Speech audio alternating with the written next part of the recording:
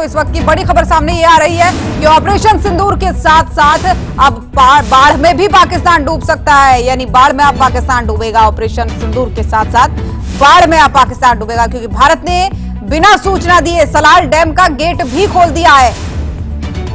बीती रोज बगलिहार डैम का गेट खोला गया था। चिनाब नदी पर बने इस डैम के गेट खोले गए। 3 गेट जो है एक साथ खोल दिए गए हैं, यानी बाढ़ जैसी स्थिति यहां पर बन सकती है पाकिस्तान के लिए। कई इलाकों में बाढ़ का खतरा बना हुआ है।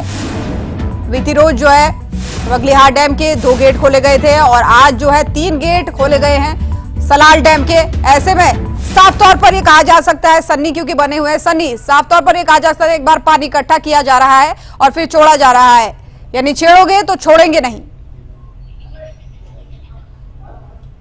बिल्कुल, देखिए, बिल्कुल छेड़ोगे तो छोड़ेंगे नहीं। प्रधानमंत्री नरेंद्र मोदी भी ये कहते थे पाकिस्तान को, आप हमारी शराफत का फायदा वो ना उठाए, हम शरीफ हैं लेकिन सीधे नहीं।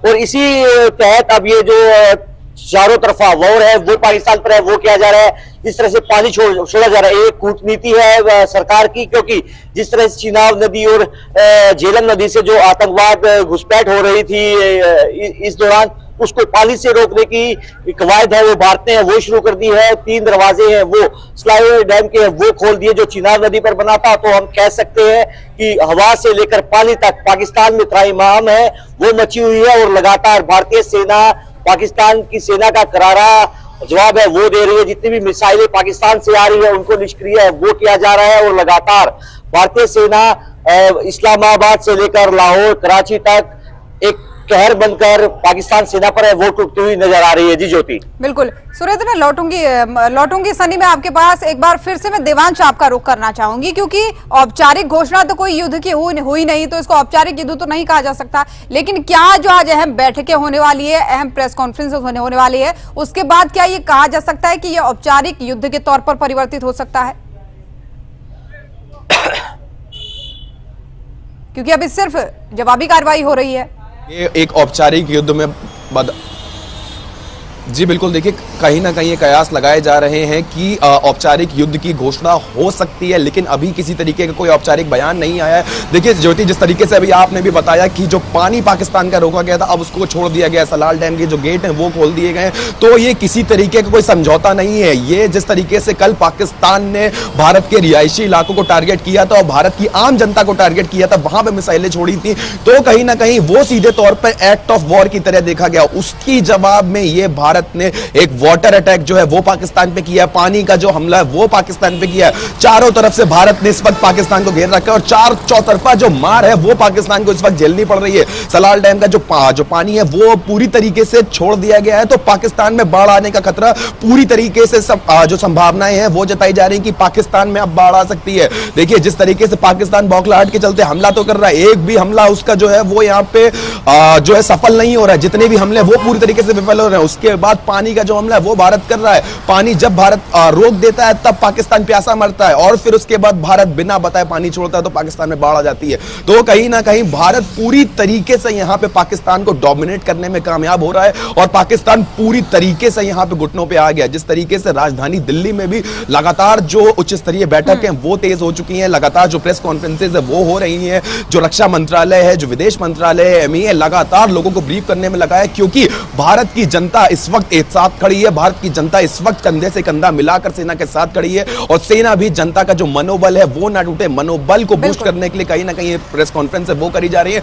और पूरी दुनिया को एक पाकिस्तान का जो मुखौटा जो पाकिस्तान लगा के चलता है, पाकिस्तान का असली चेहरा दिखाने के लिए प्रेस कॉन्फ्रेंस हो रही है कि पाकिस्तान की अब कोई भी जो हिम्मत है, जितने भी जो उन्होंने हमले करने की कोशिश करी है वो भारत की तरफ पूरी तरीके से विफल रहे हैं और भारत पूरी दुनिया को एक कड़ा मैसेज देने जा रहा है कि अगर अब भारत की तरफ कोई भी आंख उठाकर देखेगा तो भारत उसका मुंह तोड़ जवाब देगा।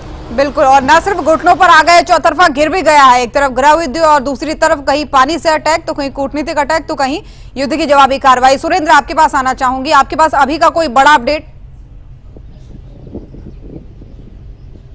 जी बिल्कुल, अभी आपने जिस तरीके से बोला कि पाकिस्तान हर तरीके से गिर चुका है, चाहे वह देश में जिस तरीके से भारत की सेना उसे लताड़ रही है और दूसरी तरफ जो गृह युद्ध उनका छेड़ रहा है, और तीसरी बड़ी बात जो अभी हमारे दर्शकों को बताई गई है कि वहां पर प्राकृतिक आपदा भी कभी भी आ सकती है। जिस तरीके से चुनाव नदी का जिस तरीके से गेट खोले गए हैं, वहां पर पानी का बहाव बहुत ज्यादा तेज है, और उसके बाद जो पाकिस्तान के अंदर पंजाब का क्षेत्र लगता है वहां पर बाढ़ की स्थिति भी कभी भी बन सकती है। तो इस तरीके से भगवान भी ये चाह रहा है कि पाकिस्तान को अब सबक सीख लेना चाहिए, और सबक सिखाने के लिए भारतीय सेना जिस तरीके से लगातार 2 दिन से अपने उन्हें तरीके से जवाब दे रही है, इससे पाकिस्तान को भी एक कड़ा मैसेज आ रहा है, ना सिर्फ पाकिस्तान को लेकिन दुनिया के अंदर एक भारतीय सेना है जो जिस तरीके से एक मैसेज दे रही है कि भारत की तरफ जो भी कोई देखेगा तो उसे मुंह की खानी पड़ेगी। और इसी तरीके से पाकिस्तान भी बीती रात को मुंह की खा रहा है, और राजस्थान की बॉर्डर पर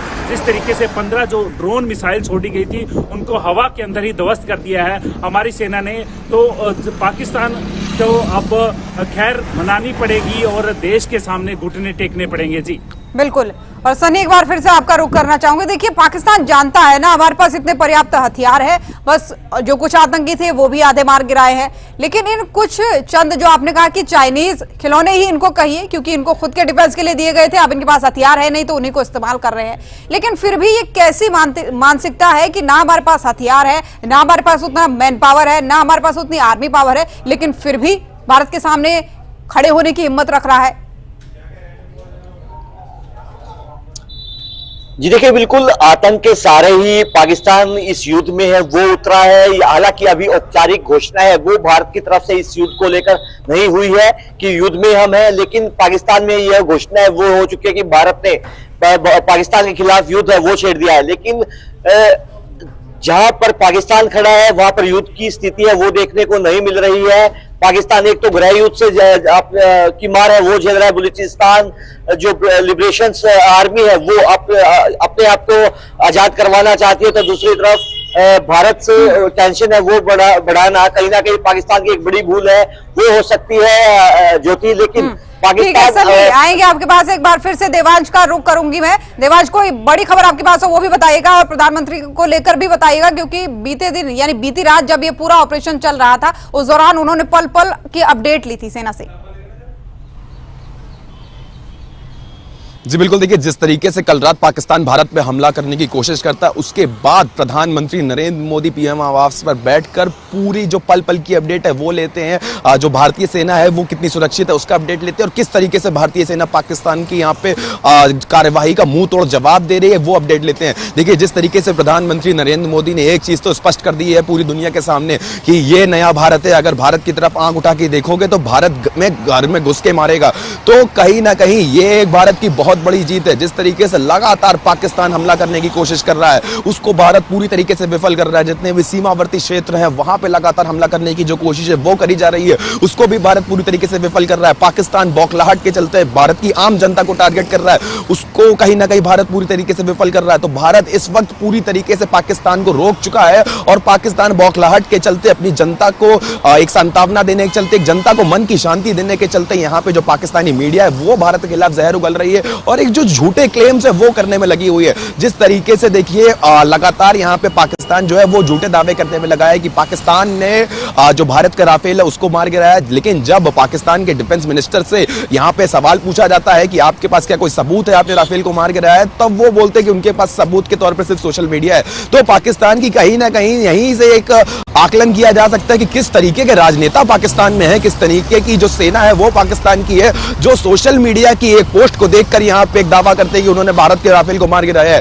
तो जिस तरीके से भारत यहाँ पे हमला कर रहा है, जिस तरीके से भारत यहाँ पे सबको दिखा रहा है, पूरी दुनिया को दिखाने में लगा है कि भारत अब ये वो भारत नहीं है, भारत ये नया भारत है। हम सीधे हैं पर इतने भी सीधे नहीं कि अगर हमारी तरफ आंख उठाकर देखोगे तो भी हम छोड़ देंगे। यह प्रधानमंत्री मोदी का वादा है। जिस तरीके से जम्मू कश्मीर के पहलगाम में आतंकवादी हमला होता है उसके बाद बिहार की भूमि से प्रधानमंत्री नरेंद्र मोदी गरजते हैं और कहते हैं कि एक एक आतंकवादी को चुन चुन कर मारा जाएगा, एक एक आतंकवादी को यहाँ पे छोड़ा नहीं जाएगा, बख्शा नहीं जाएगा। जिस तरीके से लगातार यहाँ पे भारत पाकिस्तान के बीच में बढ़ते तनाव को मद्देनजर रखते हुए भारत के कई इलाकों में संपूर्ण ब्लैकआउट की जो वो घोषणा है वो कल कर दी गई थी, उसके बाद भी पाकिस्तान पूरी तरीके से यहाँ पे रात में विफल रहा है। एक भी हमला उसका सफल नहीं रहा है। 100 के ऊपर जो मिसाइलें पाकिस्तान ने दागने की कोशिश करी है, उनको भारत पूरी तरीके से विफल कर देता है। एक भी मिसाइल भारत की जमीन को नहीं छू पाती, एक भी मिसाइल भारत को नुकसान नहीं पहुंचा पाती है। जिस तरीके से रात में ही घोषणा करी जाती है, उसमें बताया जाता है भारतीय सेना की तरफ से कि किसी भी तरीके की कोई भी गलती यहां पे सेना से नहीं हुई, किसी भी तरीके की कोई कैजुअलिटी नहीं है, कोई भी सामान का नुकसान नहीं हुआ है। तो पाकिस्तान यहीं से अंदाजा लगा सकता है कि कितनी मजबूत और कितनी सशक्त भारतीय